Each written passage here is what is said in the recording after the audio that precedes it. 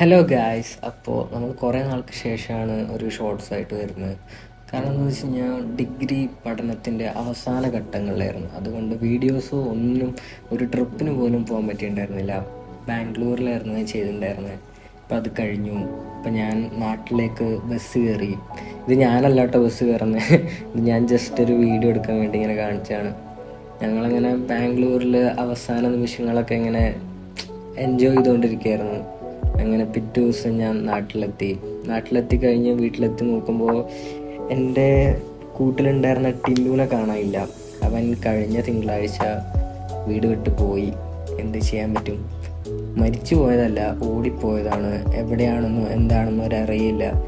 ഇത് ലോലുവിന് 3 കുട്ടികളുണ്ടായി കേട്ടോ. ഇനി അധികം വീഡിയോസൊക്കെ ചെയ്യണമെന്നുണ്ട്, പക്ഷെ എന്ത് ചെയ്യാൻ പറ്റും? നമുക്ക് നോക്കാം ഓരോരോ വീഡിയോകളൊക്കെ ചെയ്യാനായിട്ട്. എന്തായാലും അടുത്ത വീഡിയോയിൽ കാണാം.